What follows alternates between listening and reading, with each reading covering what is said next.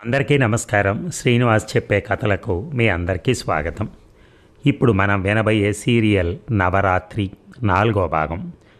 ఈ సీరియల్ వలపు వాకిళ్ల తలుపు తట్టే ఒక శృంగార సీరియల్. మరి ఇప్పటివరకు జరిగిన కథ ఏమిటో విందామా? అణా జన్న అని వేళాకోళం చేస్తుంది. స్కూల్లో చేసిన చిలిపి అల్లరికి జనార్దన్ నాన్న చేత తన్నులు తింటాడు. పెరట్లో జనార్దన్ నాన్న పని మనిషితో సరసాలాడటం చూస్తాడు. యూనివర్సిటీలో చేరేందుకు హౌరా మెయిల్ ఎక్కాడు జనార్దన్. సూరిగాడితో పందెం కాసి లేడీస్ టాయిలెట్ ఉపయోగించినందుకు హెడ్ మాస్టర్ చేత తన్నులు తిన్నాడు. రైల్లో సీటు దొరక్క లేడీస్ కంపార్ట్మెంట్లో ఎక్కాడు. అక్కడి విద్యార్థినులు జనార్దన్ ఏడిపించారు. జన్న హర్ట్ అయ్యేసరికి ఓదార్చారు. మరి ఆ తర్వాత ఏం జరిగిందో విందామా? ప్యాంటు మీద పొడుగు చేతుల చొక్కా వేసుకుని చేతులు మడిచి ఆకు చెప్పులు వేసుకుని హాస్టల్ రూమ్లోంచి క్లాస్కు బయలుదేరపోయాను. ఎవరో పక్క రూమ్లోంచి బైతు మామయ్య అని కేకేశారు. ఆగాను. నా చొక్కాకు 3 బొత్తాలున్నాయి. రోల్డ్ గోల్డ్ గుండీలు పెట్టుకున్నాను. ముందు నుంచి వదిలేశాను గాలికి. రోల్డ్ గోల్డ్ సన్నటి గొలుసు కనిపిస్తోంది. కాలర్కి క్రెమింజ్ పిన్ వేలాడదీశాను. ముఖానికి కొంచెం స్నో రాసి లైట్గా పౌడర్ అద్దాను. వాటర్ మన్స్ పెన్ను జేబులో పెట్టుకున్నాను. ఆకు చెప్పులు బాటావే. ఇక నా అందానికి ఏమి లోటొచ్చింది? మా అమ్మ అయితే తలకు కొబ్బరి నూనె రాసేది. నా బుగ్గలు 2 అరచేత్తో పట్టుకుని కుడి చేత్తో నా జుట్టు పాపిడి శ్రద్ధగా తీసేది. అంతసేపు నాలికతో దవడను సవరించుకుంటూ ఏమిటో ఆలోచించుకుంటూ ఉండిపోయేది. నేను కాసేపు చూసి ఇక అమ్మ మన వైపు చూస్తున్నట్టున్నా మన లోకంలో లేదని ఆవిడ భుజాల్ని కుదిపి వస్తానమ్మా అని పుస్తకాల సంచి భుజాన్ని వేసుకుని వీధిలోకి చెంగున దూకి పరిగెత్తుకుని పోయేవాడిని. ఇప్పుడు ఈ హాస్టల్లో ఈ రేకుల షెడ్డులో ఒక పువ్వు కనపడదు, ఒక చెట్టు కనపడదు, ఒక ప్రేమ ఆపేక్ష మనసైన పలుకు వినపడదు. ఇల్లుని దేవాలయం అంటారు. అక్కడ అమ్ముంటుంది. యూనివర్సిటీని చదువుల దేవాలయం అని ఎందుకంటారో ఇక్కడెక్కడా తల్లి గుణం కనిపించదు. వ్యాసుల వారంతటి వాడు అన్నం దొరక్కపోయేసరికి కాశీని శపించేశాట. మా అమ్మ అన్నపూర్ణ స్తోత్రం చదివేది. శంకరుల వారి మాతా అన్నపూర్ణేశ్వరి అనే అన్నపూర్ణాష్టకం ఎక్కడి నుంచో పూజా గదిలోంచి మా అమ్మ చదువుతున్నట్టుగా వినిపిస్తోంది. ఆ అగరవత్తుల పొగ, పూజ గది, పసుపు కుంకుమల వాసనలు నా ముక్కు దగ్గరకు వచ్చాయి. చిత్రం, మనస్సు ఎంత మాయ చేస్తుంది. నేను అలా మైకల్లో ఉండగా ఒక స్టూడెంట్ వచ్చి, హై స్కూల్ గుంటళ్ళ ఏమిటా వాలకం? ఆనర్స్ క్లాస్ అనుకున్నావా? 6 ఫారం బి సెక్షన్ అనుకున్నావా? పైగా ఒక కట్ట పుస్తకాలన్నీ పట్టుకుని బయలుదేరావు. ఇన్ని పుస్తకాలు తెస్తే తప్పేమిటి అన్న ధైర్యం చేసి, నిన్ను ఇలా చూశారంటే మన లేడీ స్టూడెంట్స్ ఫూల్ చేస్తారు. మా పరువు పోతుంది మిస్టర్ అన్నాడు ఆ కుర్రాడు. ఇంతలో మరో స్టూడెంట్ రైట్ అబౌట్ 10 అనగానే మరొకతను వచ్చి నన్ను రెక్కపుచ్చుకుని షెడ్లోకి తీసుకెళ్ళి యూనివర్సిటీ స్టూడెంట్ని టక్ చేసుకుని బూట్ వేసుకోవాలి బైతు అన్నాడు, భుజాల మీద చేతులేసి కూర్చోబెడుతూ. నాకు సిగ్గు అన్నా నవ్వారు. ఎందుకు? టక్ చేసుకుంటే ముందు అంతా కనిపిస్తుంది, అందుకే సిగ్గు. ముందు బటన్స్ పెట్టుకోవద్దన్నావా? అంతా గొల్లుమన్నారు. అప్పుడు ఆ కుర్రాళ్లలో ఒక కుర్రాడు ఒక జోక్ చెప్పాడు. కస్తూరిబా లేడీస్ డిగ్రీ కాలేజీలో ఒక మేడం క్లాసులో లెక్చర్ దంచుతోందట. పాఠం బోరు కొడుతోంది. అందులో ఆడపిల్లలంతా చిరాగ్గా ఉన్నారు. ఎప్పుడు వదులుతుందా, ఎప్పుడు పంజరంలో చిలకల్లా పారిపోదామా అని. ఒక అమ్మాయి పక్క అమ్మాయితో ఇలా అంది, నేను మన హిస్టరీ మేడంని పాఠం ఆపేలా చేసి అబ్రస్ట్గా క్లాసులోంచి వెళ్ళిపోయేలా చేస్తాను పందెం అని. సినిమా పందెం అనుకున్నారు. మొదటి అమ్మాయి ఒక స్లిప్ మీద ఏదో రాసి పట్టుకెళ్ళి మేడం గారికి ఇచ్చింది. ఆవిడ వెంటనే పాఠం ఆపేసి గబగబా బెరబెర చరచర లెక్చరర్స్ వెయిటింగ్ రూమ్లోకి వెళ్ళిపోయింది. అమ్మాయిలంతా మన హీరోయిన్ చుట్టూ ముగి, ఏంటే ఏం చేశావే అని గుచ్చి అడిగారు. ఏమీ లేదు అని తప్పించుకోపోయి అని బలవంతం చేయగా గర్ల్స్ నవ్వేసింది గలగల కిలకిల. నవ్వు ఆపుకుని, మేడం మీ జాకెట్కి వెనక హుక్స్ పెట్టుకోలేదు అని రాశాను ఆ స్లిప్ మీద అంది. ఇక చూసుకోండి, క్లాస్ అంతా అమ్మాయిల మీద పడి అమ్మాయిలు పడి నవ్వులు, విరబూసిన పువ్వులు, అంతా నవ్వులే, అన్నీ పువ్వులే. ఇక వారి ముందు బటన్స్ పెట్టుకోవటం గురించిన ప్రాబ్లం అయితే అమ్మాయిల జోకులో మేడం గారిది వెనక హుక్స్ పెట్టుకోవటం మర్చిపోవటం సమస్య. నేను నవ్వాను. ఈ జోక్ తిరగేసి మగాళ్ళ మీద కూడా చెప్పచ్చు అన్నాడు. నన్ను టక్ చేసుకోమన్నా మా ఫ్రెండ్. ఓ లెక్చరర్ గారు క్లాస్లో పాఠం చెప్తున్నట్ట బోర్ ఎత్తిస్తూ. అప్పుడు ఇద్దరు కుర్రాళ్ళు మేస్టార్ చేత పాఠం మానిపించాలనుకున్నారట. చాలేవై పాత జోకు, ప్యాంటు బటన్స్ జోక్ కదా, తెలిస్తే సరి అన్నాడు. నేను టక్ చేసుకుని బూట్స్ వేసుకున్నాను. అణిచిపెట్టి దువ్విన నా తలని ఒక కుర్రాడు జరిపేశాడు. ఇప్పుడు నేను సినిమా హీరో ఫ్రెండ్లా ఉన్నానన్నారు. కానీ నాకు ప్యాంటు ముందు చొక్కా లేకపోవడం వల్ల గుడ్డలు లేకుండా తిరుగుతున్నంత సిగ్గుగా ఉంది. ముఖ్యంగా అమ్మాయిలు నన్ను చూసి నవ్వుతారేమోనని. టాపిక్ అమ్మాయిల మీదకి మళ్ళగానే మా రూమ్మేట్స్లో ఒకడు గర్ల్స్ ఎలా నడుస్తారో వయ్యారంగా నడిచి చూపించాడు. ఆ నడిచేటప్పుడు పవిట సర్దుకోవటం అలా ఉంచి ఆటోమేటిక్గా ఆ చెయ్యి అక్కడికే ఎందుకు వెళ్తోంది చెప్పండ్రా రాస్కెల్స్ ఎవరైనా. 1 2 3 అని ఛాలెంజ్ చేశాడు. అవునరా, పెద్దాళ్ళు చిన్నాళ్ళు అంతా కూడా అక్కడే అరచే అడ్డం పెట్టుకుని ఎందుకు నడుస్తారా, మనని ఏడిపించడానికే అని ఆగాడు. ఆత్మరక్షణ అన్నాడు ఒక స్టూడెంట్. ఆత్మ అక్కడెందుకు ఉంటుందిరా అన్నాడు మరొకడు. అంతా గొల్లుమన్నారు. నాకు అసహ్యం వేసి స్టాప్ ఇట్ అన్నాను గట్టిగా. తెలిస్తే చెప్పు బే అన్నారు ఎవరో. ఉలిక్కి పడ్డాను. నడిచేటప్పుడు కాళ్లకు కుచ్చిళ్ళు రాకుండా అలా పట్టుకుంటారు ఆడవాళ్ళు అన్న. ఇష్టం లేకపోయినా అంతా తల ఊపారు. అన్ని పుస్తకాలు పట్టుకోకూడదని ఓ రఫ్ నోట్బుక్ చాలని వాళ్ళు చెప్పారు. తలుపు తీయగానే ఎదురుగా అమ్మవారు కనిపిస్తే ఒళ్ళు జల్లుమన్నట్టు ఆంధ్ర విశ్వకళా పరిషత్తును చూడగానే ఆ పెద్ద పెద్ద భవనాలు భయపెట్టాయి. రావిశాస్త్రి గారు నా కాలేజీలో నేను అనే వ్యాసంలో అన్నట్టు అమ్మ ఒళ్ళో కూర్చుని ఆలు దిద్దినట్టుగా లేదిక్కడ. శంకరాచార్యులు వారి వద్ద సంస్కృతం నేర్చుకున్నట్టు భయం భయంగా బితుకుగా ఉంది. యూనివర్సిటీ క్లాస్ రూముల్లోంచి చూస్తే బెదవల్లారా, విజ్ఞానం సముద్రం అంతా, మీరు ఆ గదుల్లో చదువుకునేది అంతా అని ప్రశ్నిస్తున్నట్టుగా ఉంది. సముద్రం కూడా మమ్మల్ని కుశలమేనా అని పాడుతూ అడుగుతున్నట్టుగా ఉంది. కుశలమా నీకు కుశలమేనా. యూనివర్సిటీ కొండల నుంచి తీగ, గులాబీ పూలు, లతలు, ఎర్రమట్టి దెబ్బలు, పిచ్చి చెట్లు, అది అంతా అలా ఉండటం సహజమే. ఆ దారుల్లో అమ్మాయిలు అబ్బాయిలు మాస్టర్లు తిరుగుతుంటే పుస్తకాల్లోంచి అక్షరాలు బయటకు వచ్చి నడుస్తున్నట్టుగా ఉండేది. నేను యూనివర్సిటీకి వచ్చేప్పుడు నాతో జంధ్యాల పాపయ్య శాస్త్రి గారు ఉదయశ్రీ తెచ్చుకున్నాను. ఒక్కడే బీచ్కి వెళ్ళి ఇసుకలో కూర్చుని పాపయ్య శాస్త్రి గారి పద్యాలని గొంతెత్తి ఆలపించేవాడిని. సంజ వెలుంగులో పసిడి ఛాయల కద్దరు చీరగట్టి నారింజకు నీరు పోయు శశిరేఖ నీవే, సుభద్ర సూతినై రంజిత పాణి పల్లవము రాయుదున నిన్ను మౌళి దాల్చి మృత్యుంజయ మూర్తినై జమునితో తొడగట్టి సవాలు సేతున. అలా సముద్రానికి తెలుగు పద్యాలు నేర్పేవాడిని. ఇక యూనివర్సిటీ లేడీస్ హాస్టల్ ముందు పాల వెన్నెల పరుచుకొని ఉంది. అమ్మాయిలంతా కోలాహలంగా తిరుగుతున్నారు.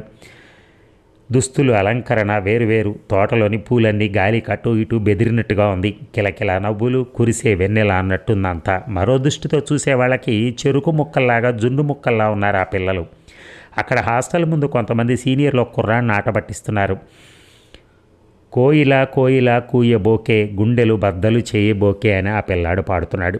ఆడపిల్లలు చప్పట్లు జరుస్తున్నారు. ఆ పిల్లాడు ప్యాంటు షర్టు మీద చీర కట్టుకుని డ్యాన్స్ వేస్తున్నాడు. నడుము మీద చేతులు వేసుకుని గిర్రుని తిరగమంటే అలాగే తిరుగుతున్నాడు.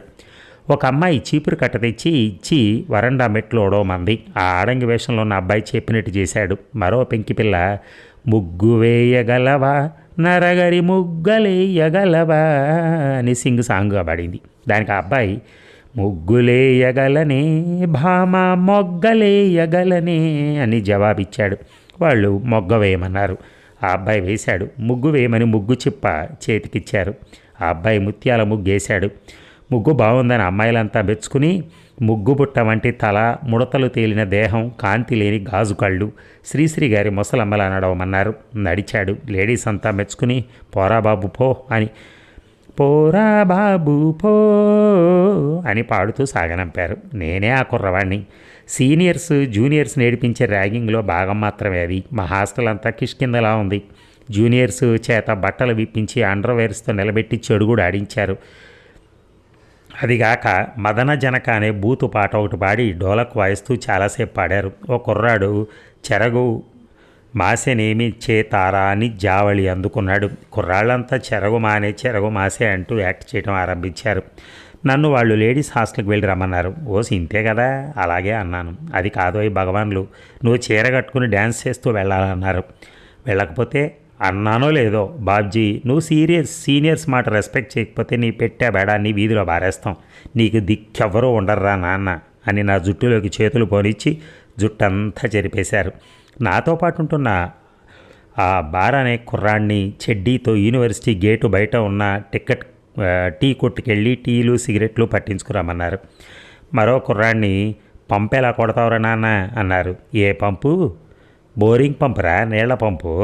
బోరింగ్ పంపు కొట్టి చూపించాడు. మరొక సీనియర్ సీమ మిరపకాయ తెచ్చి స్వీటు తినుబే అని ఒక జూనియర్ చేత కొరికించాడు. నోరు బగ్గుమని అమ్మోయ్ నాయనోయ్ బాబోయ్ అని వాడు ఏడవగానే రష్యన్లో ఏడవద్దు, తెలుగులో ఏడవరా అని మరొకడు అన్నాడు. ఇంతలో కుర్రాడు లడ్డూ తెచ్చి నోట్లో కుక్కాడు తినుబే అంటూ. నేను లేడీస్ హాస్టల్ నుంచి రాగానే నన్ను పట్టుకుని కొజ్జా డ్యాన్స్ వేయమని అన్నారు. చేసి చూపిస్తే చేస్తానన్నాను. మా సీనియర్ ఒక ఆయన కొజ్జా డ్యాన్స్ వేసాడు, ఏదో బూతు పాటలు లంకించుకుని. నేను అతన్ని ఫాలో అయ్యా. అన్ని అశ్లీలపు జెస్చర్లు.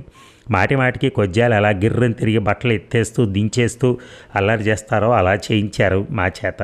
నేను వాళ్ళు చెప్పినట్టు అల్లా చేశాను. చెత్తకుండీలో ఒంటికాల మీద నిలబడి విశ్వామిత్రుల్లా తపస్సు చేయాలన్నారు, చేశాను. మరో జూనియర్ కనిపించి నువ్వు మేనకవు ఎలాగూ చొక్కా విప్పి వెళ్ళి వాడిని కావలించుకుని వాడి తపస్సు చెడగొట్టు అని ఆర్డర్ వేశాడు ఇంకో సీనియర్. ఆ కుర్రాడు చెత్తకుండి ఎక్కి నన్ను కావలించుకుని హా విశ్వామిత్ర అన్నాడు. అది కాదు బే, ఇప్పుడు నీకు భరతుడు పుట్టాలా అన్నాడు మేనకతో మళ్ళీ నాకేసి తిరిగి. విశ్వామిత్రుడు ఏం చేశాడు బే అన్నాడు. తపస్సు చేశాడు అన్నాను. అది కాదు బే, భరతుడు పుట్టడానికి ఏం చేశాడో అది నువ్వు ఇప్పుడు చేసి చూపించాలి అన్నారు సీనియర్స్. ఇంతలో గమ్మత్తు జరిగింది. నా కాలు నొప్పి పెట్టి దించడంలో తూలి మేనక గాడి మీద పడబోయాను. నేను నిజంగా వాడిని ఏదో చేస్తాననే భయంతో వాడు చెత్తకుండి నుంచి గెంతి పారిపోయాడు. నేను గెంతి మందిలో కలిసిపోయాను. మేము హాస్టల్ గేట్ దాటి గ్రౌండ్లోకి వచ్చాం. అక్కడ ద్రౌపది వస్త్రాపహరణం సీన్ జరుగుతోంది. ద్రౌపది వేసిన కుర్రాడికి చీరగట్టి దండం పెడుతూ గిరగిరా తిరగమన్నాడు. వాడు హే కృష్ణ అని దండం పెడుతూ గోపికలకు కోకలు ఒలిచావు, ద్రౌపదికి కోకలనిచ్చావు, కోకలు ఒలిచినా కోకలు ఇచ్చినా నువ్వే నువ్వే అని అనమన్నారు. ఆ ద్రౌపది కుర్రాడు నేనే ద్రౌపదిని కదా, ద్రౌపదికి కోకలనిచ్చావని అప్పుడే ఎట్టాగన్ను అన్నాడు. అనుబే, స్క్రిప్ట్ మాది, డైలాగ్ డైరెక్షన్ మాది, దర్శక మార్తాండ, దర్శక స్టోన్ అన్నీ మేమే అని కసిరాడు సీనియర్. హాస్టల్ రూముల్లోంచి 10 బెడ్షీట్లు ఎన్నుంటే అనేది అమ్మన్నారు. నన్ను వెళ్ళి తెచ్చా. ఆ బెడ్షీట్లను ఒకదాంతో ఒకటి కట్టి ఆ ఓ చివర చీరలు ఒలిచే దుశ్శాసనుడిగా షేక్ మస్తాన్ అలీని కూర్చోబెట్టారు. వాడు సిగరెట్ బే అన్నాడు సిగరెట్ కాలుస్తూ. ద్రౌపది చీరలు ఎలా ఒలుస్తావురా అన్నాడు సీనియర్. ఇస్మంటి బాడకవు పని నేను చేయను అని మొండికేశాడు దుశ్శాసనుడు. అప్పుడు నువ్వు నన్ను పిలిచి దుశ్శాసనుడి బే అన్నాడు. తల ఊహించాను. షేక్ మస్తాన్ అలీకి శ్రీకృష్ణుడి వేషం ఇచ్చారు. మస్తానగా టెన్నిస్ కోర్టులో ఎంపైర్ కుర్చీ మీద కూర్చుని దుప్పటి చివర పట్టుకుని అమ్మాయికి అభయం ఇస్తున్నాడు. ఇంతలో ద్రౌపది ఆర్య అంది. ఏమిటి బామా అన్నాడు డైరెక్టర్. ఆర్య, ఇంతమంది వైస్ ఛాన్సలర్, ప్రొఫెసర్లు, ఆచార్యులు, లైబ్రేరియన్, కల్చరల్ సెక్రటరీలు ఉండి నాకు వస్త్రాపహరణం జరిగితే చూస్తూ ఊరుకున్నారు. ఇది మీకు తగునా అని ప్రశ్నించింది. ముసలాళ్ళందరికీ ఎవరికైనా వస్త్రాపహరణం జరిగితే సరదా, సైలెన్స్ అని ఎవరో అరిచారు. నాకు 5 భర్తలు. అమ్మో చెప్పవే, వారెవరో ధనుర్ధారులు, గదాధరులు, హలాయుధులు. What continue Draupadi continue. నాకు ఇలాంటి అవమానం జరిగినందుకు శపిస్తున్నాను. ఈ యూనివర్సిటీ ప్రిన్సిపాల్ని, హాస్టల్ వార్డెన్ని, రిజిస్ట్రార్ని, డీనులను, ఆచార్యులను ఇంతమంది చూస్తూ ఊరుకున్నారు. సెన్సార్ అక్కర్లేని సెమీ న్యూడ్ సీన్లు ముసలాళ్ళకిష్టం. మరొక చోటు నుంచి శపించకు తల్లి, ఈ మచ్చ నీది కాదు, యూనివర్సిటీది. అసలు నీకు వస్త్రాపహరణం జరగలేదనుకో. ఏడీ దుశ్శాసనుడు సబ్బుతో చేతులు కడుక్కోవడానికి వెళ్ళాడు. ఆర్య, వస్త్రాపహరణ నాకు జరిగితే జరగలేదంటారేమిటి? నీకు కాదు తల్లి వస్త్రాపహరణం జరిగింది, యూనివర్సిటీకి, ప్రిన్సిపాల్కి, రిజిస్ట్రార్కి. ఊరుకో తల్లి ఊరుకో, శాంతించు. అయితే మామాశ్రీ వరాలు కోరుకోమని నన్ను అడగరేమి? కోరుకో తల్లి. మా స్టూడెంట్స్కి ఫ్రీగా ప్యాకలు, సిగరెట్లు, సినిమాలకు డబ్బులు ఇప్పించవలను. ఇచ్చి తిని మరొక్క వరంబు కోరుకో. ఉచితంగా మాకందరికీ రిస్ట్ వాచీలు ఇచ్చి తిని మరొక్క వరం. మామాశ్రీ క్షత్రియ వనిత 2 వరముల కంటే మించి అడగరాదు. సంతసించి తిని బహురాణి. ఇలా రాత్రంతా అల్లరి కోలాహలం. ఎవరో మనమంతా బట్టలు లేకుండా వాలీబాల్ ఆడాలని అన్నారు. నిజంగా అన్నంత పని చేస్తారో అని భయం వేసింది. వార్డెన్, ప్రిన్సిపాల్, రిజిస్ట్రార్ ఎవరైనా చూస్తారేమోనని అనుమానం పెట్టారు కొందరు. చూడనివయ్యా, ఏమిటి కొత్తగా చూసేది, చూడలేని వాళ్ళు దండం పెట్టి వెళ్ళిపోతారు అన్నారు ఇంకొకరు. ఇంతలో ఇంకొకరికి ఇంకొక ఐడియా వచ్చి బూతు పాటలు అంత్యాక్షరి పాడదామన్నారు. అంతా పాటలు, చప్పట్లు, కేకలు, గోలే గోల. నాకు నిద్ర ముంచుకొచ్చేస్తుంది. నేను నిద్ర ఆపుకోలేను. అక్కడే అలాగే దుప్పట్ల మూట మీద ఒత్తిగిల్లాను. ఈ అల్లరంతా నాకు అనిష్టంగానూ భయంగానూ ఉంది. ఈ ర్యాగింగ్ లేకుండా చేయలేరా పెద్దవాళ్ళు అనిపించింది. ఈ ర్యాగింగ్ వల్ల సిగ్గు బిడియాలు పోతాయి. మనుషులు రాటుదేల్తారు. ఎటువంటి డక్కా మొక్కిలు తినడానికైనా రెడీ అవుతారని ఎవరో అన్నారు. మనసు లేని పాటలాగా వెకిలిగా ఉన్నట్టు అనిపించింది నాకు. మా ఊళ్ళో అట్ల తద్దికి, ఉండ్రాళ్ళ తద్దికి, ఉట్టి కింద గోంగూర పచ్చడి, పెరుగన్నం తినేవాళ్ళం. ఇళ్ల ముందు కాలవగట్టు, చెరువు మెట్ల మీద, పంపుల నూతిగట్ల వద్ద పల్లేరుకాయలు చల్లేవాళ్ళం. అవి వేళ్లకు గుచ్చుకున్న ఆడవాళ్ళు పడా తిట్టేసేవారు మమ్మల్ని. అలా తిట్లు తినడం అదొక సరదా. దూలగొండి ఆకుతో సైడ్ నుంచి వెళ్ళినట్టే వెళ్ళి మోచేతులకి వేళ్లకి రాసేవాళ్ళం. దురదబుట్టి ఒకటే గోకటం, తిట్టడం వినటానికి భలే సరదాగా ఉండేది. వినాయక చవితికి గుంజీలు తీసేవాళ్ళం బుద్ధిగా. చవితినాడు కూడా ఇళ్ల మీదకి రాళ్ళేసి జనం నడిచే దారిలో పల్లీరకాయలు జల్లి తిట్లు తినేవాళ్ళం. అట్ల తద్ది, ఉండ్రాళ్ళ తద్ది, పండగలకి తోటల్లోనూ ఇళ్ల పెరళ్లలోనూ ఉన్న జామకాయలు, నారింజ, బత్తాయి కాయలని కోసేసి దొరకకుండా పారిపోయేవాళ్ళం. ఇళ్ల బయట గొళ్ళాలు పెట్టి ఆడపిల్లల్ని పేర్లు పెట్టి పిలిచి ఎవరైనా గోడదూకొస్తే కొట్టడానికి పరుగున పారిపోయేవాళ్ళం.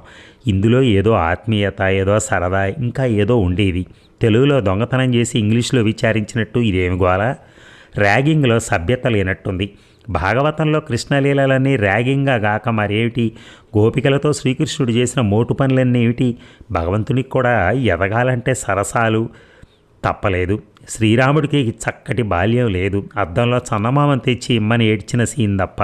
వివేకానందుడికి బాల్యం ఉంది. వాళ్ళ అమ్మ శివుణ్ణి నాకో పిల్లాన్ని ఇమ్మని వరం కోరితే ఆ భుజగనాథుడు, చంద్రశేఖరుడు, పరమశివుడు తన భూతగణాల్లోని ఒక భూతాన్ని పంపించాడురా దేవుడా అని వాపోయేదట. శ్రీకృష్ణ చైతన్య మహాప్రభువుని చిన్నప్పుడు వాళ్ళ అమ్మ మాయా అని పిలిచేదట, విమాయ అని. విమాయ పెంటకుప్ప మీదకెళ్ళి నిలబడి నృత్యం చేసేవాడట. నిమాయ హరే రామ్ హరే కృష్ణ రాధే గోవింద అంటూ నేను దుప్పట్ల చుట్టలో పడి నిద్రపోతూ ఉండగా నా దుప్పట్లోకి ఎవరో దూరి నన్ను పట్టుకుని ఏమేమో చేస్తున్నారు. నాకు బాగా మగతగా ఉంది. ఆలోచనలు సద్దుమణిగాయి. నా మీద పడి నన్ను నలిపేస్తున్నారు ఎవరో సీనియర్స్. ఇది పవిత్రమైన ర్యాగింగ్లో భాగమేమో అనుకున్నాను. సీనియర్స్ ఏం చేసినా చేయించుకోవాల్సిందే. శ్రీకృష్ణుడు గోపికలతో ఏమేం చేశాడో భాగవతంలో రాశాడు. మరి గొల్ల పిల్లవాళ్లతో ఏమేం చేసుంటాడో స్పష్టంగా రాయలేదు. భాగవతం మళ్ళీ చదవాలి. శ్రీకృష్ణునికి తెలియని ట్రిక్కులు ఉండవు కదా. బాలగోపాల, మా ముద్దుల కృష్ణ, పరమా కళ్యాణ గుణాకర అని ఎక్కడి నుంచో అమ్మ పాట వినిపిస్తున్నట్టుగానే ఉంది. అదండి మరి ఈ భాగం. మళ్ళీ రేపు కలుద్దాం. Thank you.